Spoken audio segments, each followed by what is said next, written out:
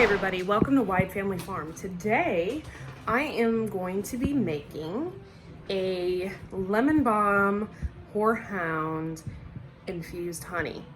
So let's go ahead and harvest our Horehound and our lemon balm. Okay, so I'm out here, I got my basket and I'm gonna get my clippers.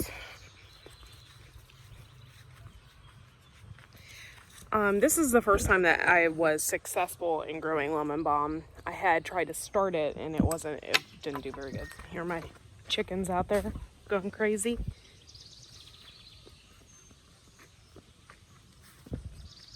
And just walked through a spider web. Yeah, this is my Horehound, and let me flip the camera on and show you here. So I'm gonna clip this before it starts to bolt. Let's go ahead and do that. I'm actually trying new camera angles, so hopefully it'll help get a little better description of what I'm doing.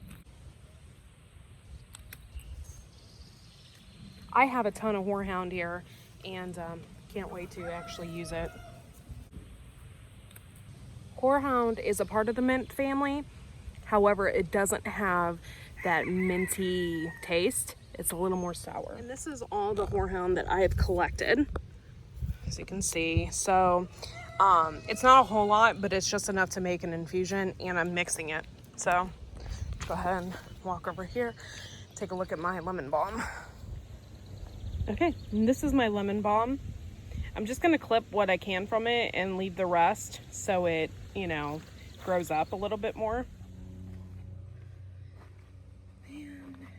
Just bend it down here.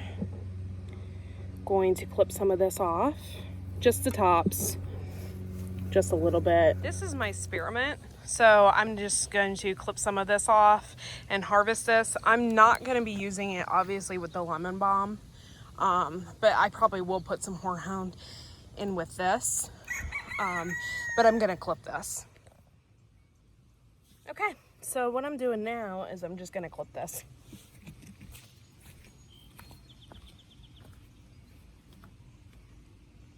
I'm not clipping all of it, just some of it.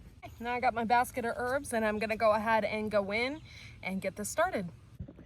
All right, so it sounds like a big thunderstorm is about ready to head in. So I came out here basically just in time.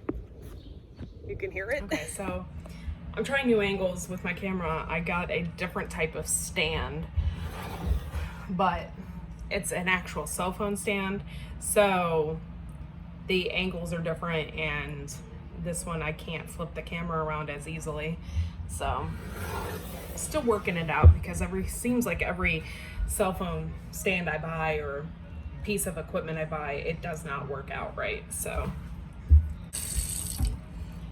all right, so I just made bread and butter pickles yesterday, and they were a little bit sticky on the outside, so I was just cleaning those up a little bit. I have a jar of raw honey that I actually got years ago, and honey does not go bad. So I warmed this up, not like hot or anything, but you can see it's like kind of crystallized in there.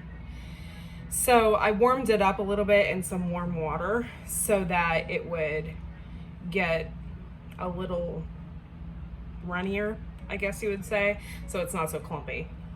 So I got some honey. I also have some regular honey. This was from a actual beehive, like somebody gave this to me. And then this I know is raw honey. It's from a local market, a local place, and so I have this as well. Now, what I'm gonna do here is just put this camera over here, and I'm just gonna wash my herbs. I'm just gonna make sure I separate them, because I don't want my mint mixing with my lemon balm. That'd be kind of really gross. I'm not putting any of the stems in there. So what I'm gonna do, this is my mint. Oh, it smells so good. I'm just taking the leaves off and putting them in here.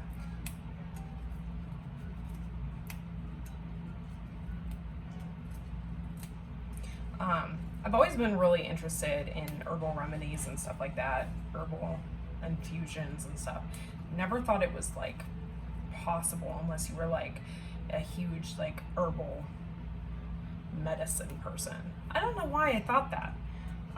Anybody can make an herbal fusion, anybody, or tonics or anything like that. You just have to have know-how, and no big deal. I always thought that stuff was like, ooh, I don't want to mess with that. What if it molds or something like that? No big deal. Figure it out. Stripping that. And this mint, oh man, the spearmint. It smells like you know, remember Wrigley's spearmint gum? That's exactly what it smells like. I'm gonna definitely have enough. I didn't think I was gonna have enough herbs because this is my first year actually growing them, so they're not really all that big. So I was worried about that, but it's definitely going to, I'm definitely gonna have enough. An indicator that it gets these, I don't know if you can see this, but these are like little buds around the top. There, that's a little bit better. And that is a pure sign of Horehound. This is white Horehound, so it's gonna get little white flowers on it, which this one does a little bit. I clipped it before I blend.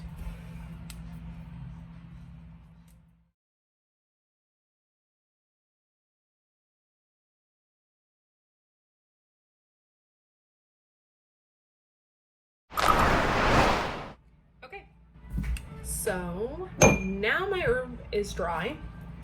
What I'm doing is I have these little teeny jars and I mix them up about halfway through, and I put Horehound and lemon balm, oh, it smells so good, in the jars, and that is actually what I'm doing right now. So I'm actually picking through so I don't have more lemon balm than Horehound. I'm just gonna put it in there. Doing this, it's really best to use fresh herbs from the garden or wherever you can find them. That is the best way to do it. Now that I got these in here, this is gonna be my first time doing this. I've watched multiple videos on this, so it's my first time now. So I'm just gonna add like a little bit more to these, or more Horehound. All right, now I'm taking my honey. This is the first time I've opened this honey. I've had this jar for years. So, all right, and let me see if I can get this process on camera. Okay, so now I got my honey here and my jars here. I got a little bit on the table here. I'm just going to clean this up. And I got my honey here. Oh my gosh, I don't know if I can open this. Okay. Ooh, it was sealed. This is pure honey, straight from, I know where this came from. So it's a little warm because I put it in water. So I'm just gonna pour this over the top. It's best if it's warm. That way it goes through all the herbs in there. And this will keep you from getting sick.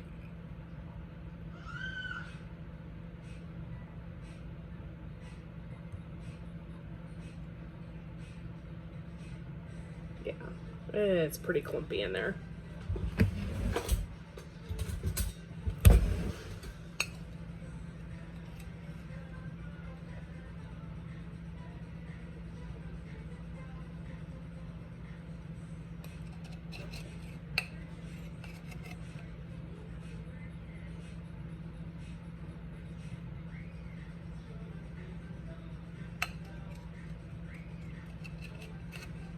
I did put this in warm water, but I had never opened this one before, and it came literally straight from a beehive, so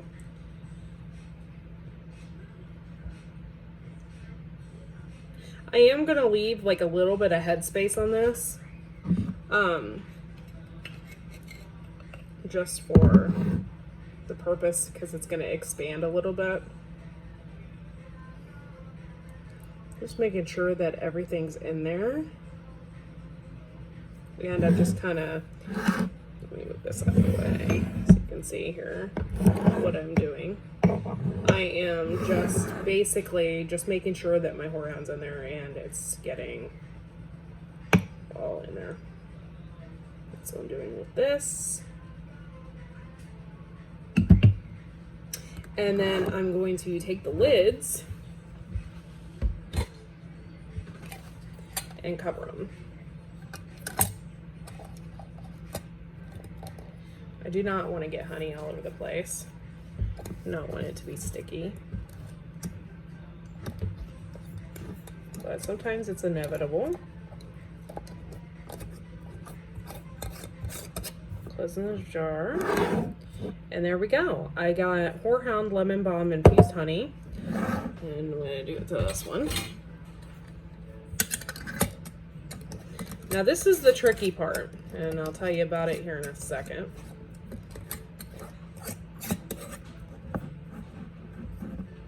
Oh, it's in there. And I don't know where I'm getting all the honey on my fingers from. I just want to make sure that it doesn't get all over the place. Okay, so I'll get to the tricky part here in a second. This is like crystallized in here. And this is raw honey. And that's what you want to use. And I might even have to put this back in the hot water so it gets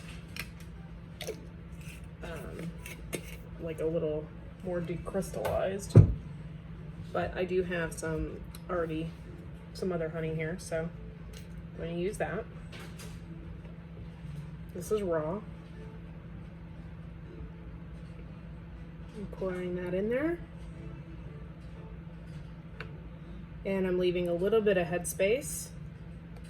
Pour that in there as well. This is the part that gets complicated after this, and I'll let you know about it.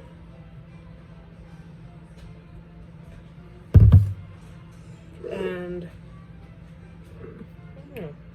see, this is why you want to make sure, see how the bottom didn't get any. So I just take my spoon or whatever and just kind of move it around a little bit, making sure that it gets all the way to the bottom.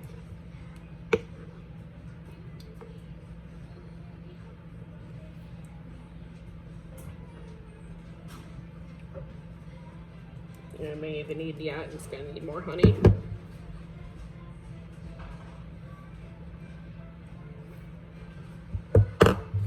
Put a little more honey in there.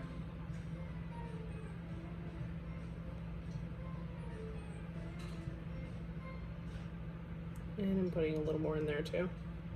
But I am leaving a little bit of headspace, just an FYI. Let me rinse my hands because I cannot stand sticky hands. It drives me crazy. Okay, so I have my Horehound and Lemon Balm infused in there. I will need more honey, but I can get it out later, or tomorrow or something. I'm going to cover these. Make sure I'm not getting sticky crap because I don't want ants coming in my house. You just gotta be careful and don't get like sticky crap all over it. Get my other lid here.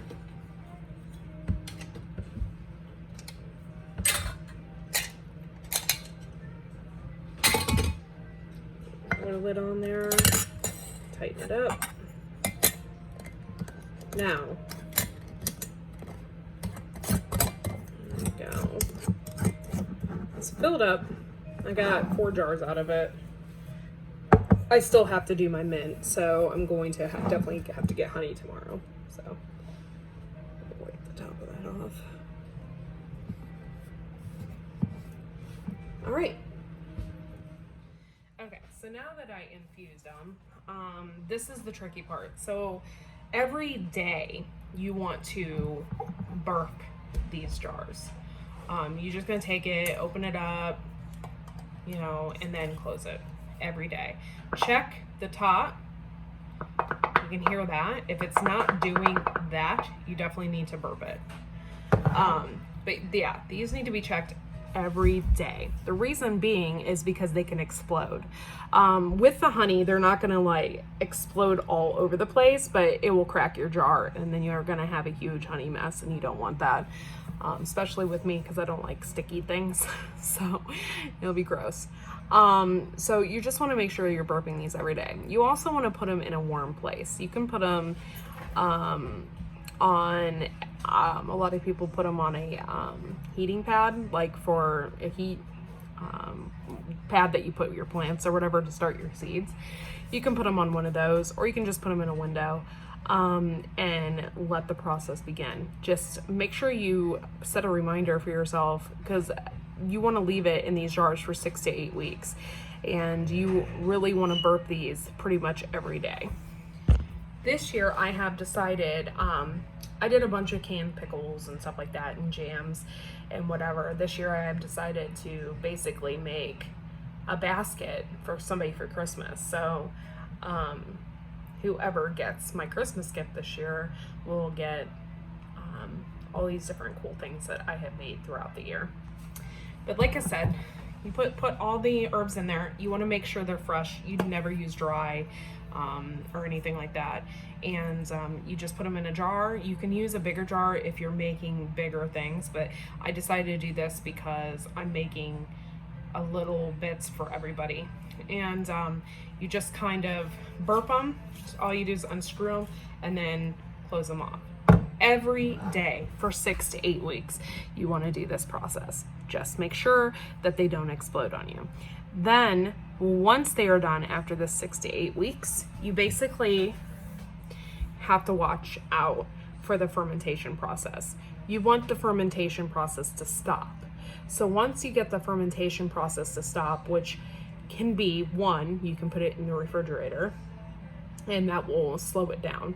Or two, you can stop it altogether by putting it in a double boiler, or just putting it in some hot water and letting it boil for a little bit.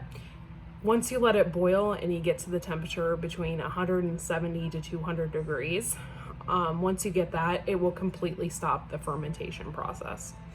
So you definitely want to do that, because if you don't, it will continue to ferment, the fermentation process, and it will continue to be a huge problem, and you would have to burp it still, and you don't want to do that. Then you can take a strainer, and once you take that strainer, you can put it in any jar that you want, strain off all the material, and it'll be good. That's pretty much it. Thanks for watching today, guys, and don't forget to like and subscribe, and we'll see you next video.